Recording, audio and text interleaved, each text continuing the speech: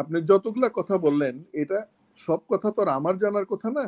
আমার উপরে অনেক অনেক সিনিয়র অফিসার, আমার ডিজিরা ছিলেন, তারপরে আমার সেনা প্রধান ছিলেন, সব কথার উত্তর তো আমি দিতে পারবো না।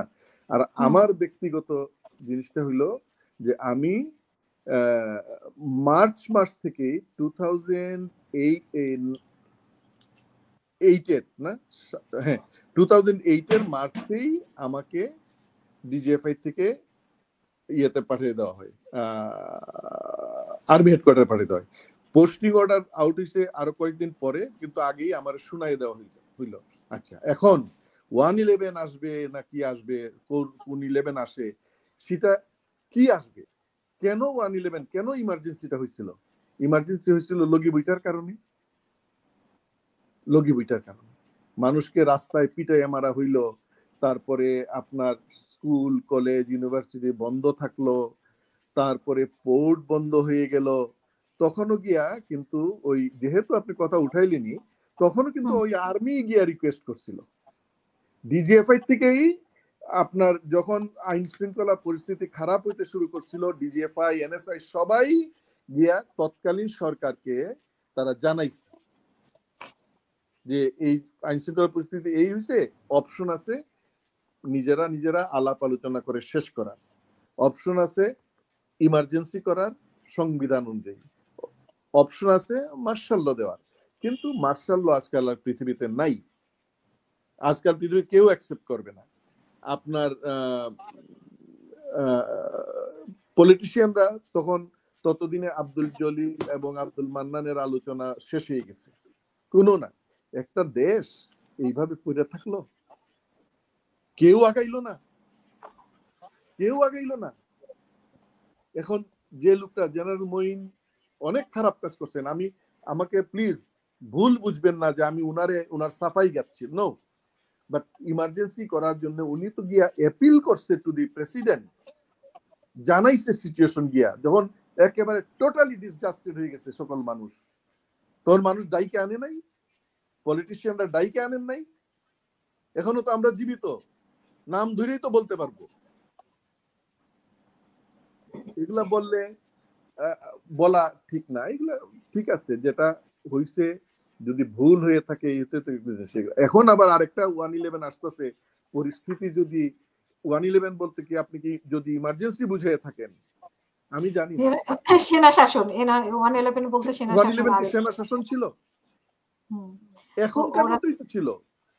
In aid of civil power military ছিল, in aid of civil power. Military গিয়া তো কাউরে ধরে নাই, কাউরে ই করে নাই। মিলিটারি ইন্টেলিজেন্সি কাজ করছে, যেভাবে কাগজপত্র দিছে, যেভাবে টাস্ক ফোর্স দিছে, টাস্ক ফোর্স গুলো ওইভাবে কাজ করছে। এখন কার কি অপরাধ আছে সেটা খুঁজে বের করতে হবে। তো এখন আবার ইমার্জেন্সি আসবে নাকি, কে আসবে কি আসবে, এটা তো এখন বলা যায় না। এগুলা জিনিস তো বইলে কই আসলে দরকার পড়ছিল বলেই কোনো ত্রাতা ছিল না তখন।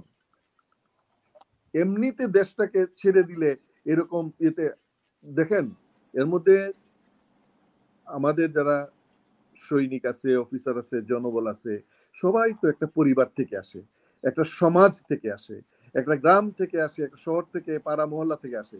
যখন এটা নিয়ে আলোচনা শুরু হয়, এই আলোচনাগুলা তাদের মনের মধ্যে বিরূপ ভাবে গাঁথে। তখন ভিতরে যখন একটা আন্দোলনের সূত্রপাত হয়ে যায়, তখন আপনি এগুলো থামাবেন কিভাবে? লুটপাট শুরু হয়ে যায় না উত্তরাতে।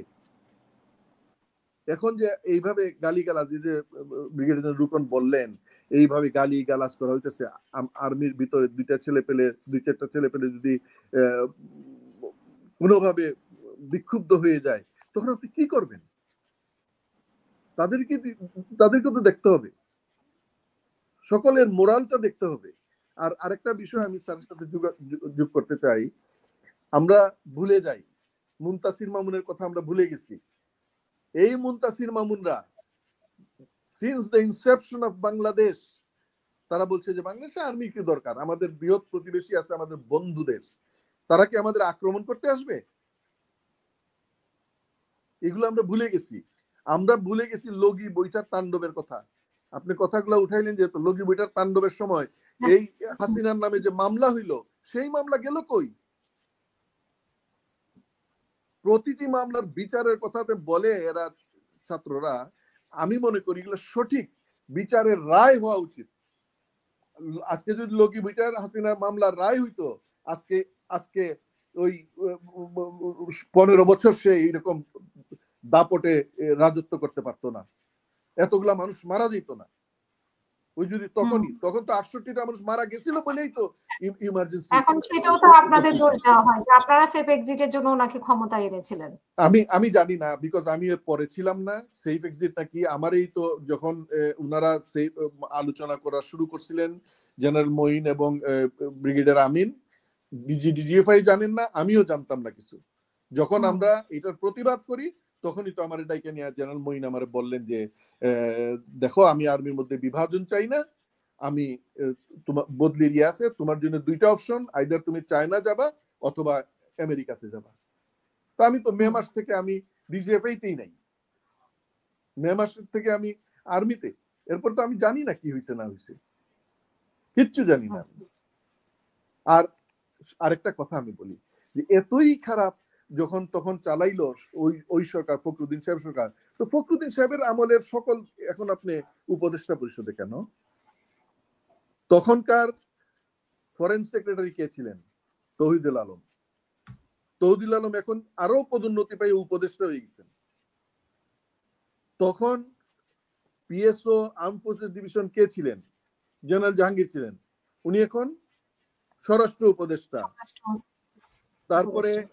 তারপরে প্রধানমন্ত্রীর সচিবালয়ে, আই মিন প্রধান উপদেষ্টার সচিবালয়ের কে ছিলেন?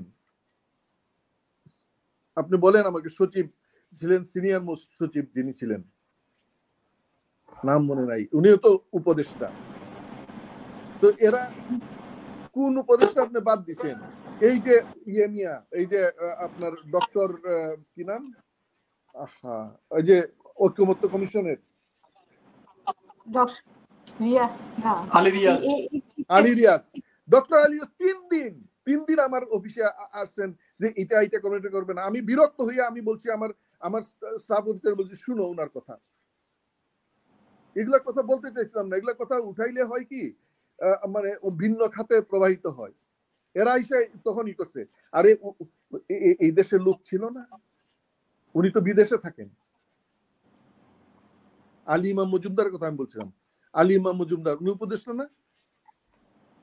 মারা গেছেন যে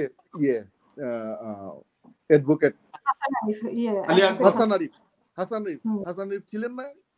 তো লোক পাইলেন না, ওদেরকে নিয়ে আবার 111 আপনি করলেন, ওর তো হয়ে গেছে। আর কি